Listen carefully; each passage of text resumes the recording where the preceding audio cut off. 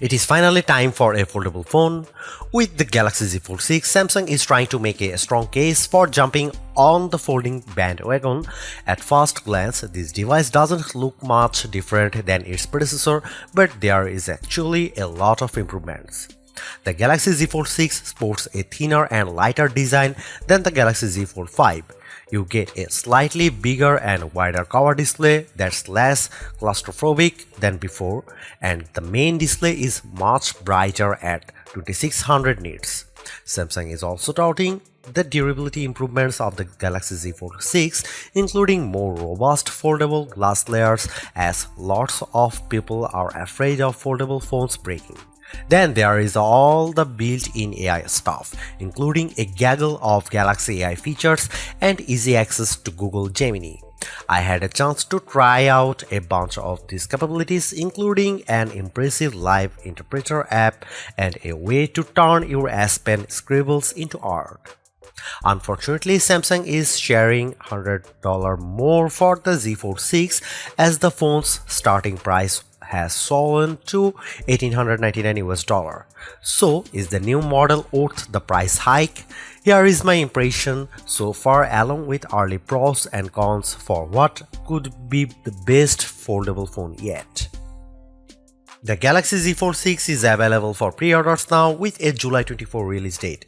It will be available through wireless carriers as well as retailers like Amazon, Best Buy and Samsung.com. The Galaxy Z Fold 6 starts at $1,899 for a model with 256GB of storage and 12GB of RAM. That's $100 more than the Galaxy Z Fold 5's starting price. The good news is that if you pre-order the Z Fold 6 from Samsung, you can get the next storage tier for the same price. So you can get 512GB for the price of the 256GB model. Otherwise, it will cost you $120 to upgrade from to 512GB and $360 to get to 1TB. The Galaxy Z Fold 6 is like the Z Fold 5 on Ozempic. It's lost a fair amount of girth and weight. Samsung has trimmed the thickness while also adding to the flagship foldable's overall durability. Measuring 6.04 by 2.68 by 0.48 inches when folded, the Z Fold 6 is shorter, narrower and thinner than the Galaxy Z Fold 5's 6.1 by 2.64 by 0.53 inch frame. And when unfolded, the Galaxy Z Fold 6 is 6.04 by 5.22 by 0.22 inches compared to 6.1 by 5.11 by 0.24 inches for the previous fold. I am not saying the bulk is gone, but I'd be much more likely to carry around the Z Fold 6 in my front pocket.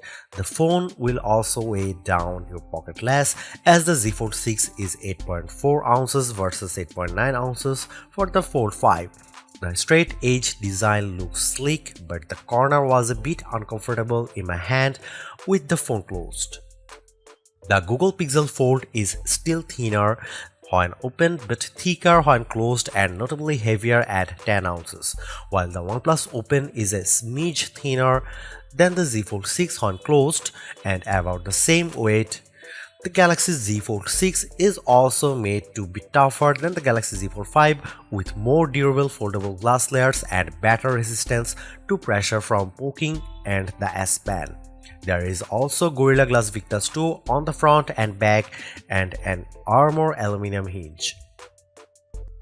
Generally speaking, I am getting bored of phones with iterative upgrades from one generation to the next, but Samsung makes mostly the right moves with the Galaxy Z Fold 6.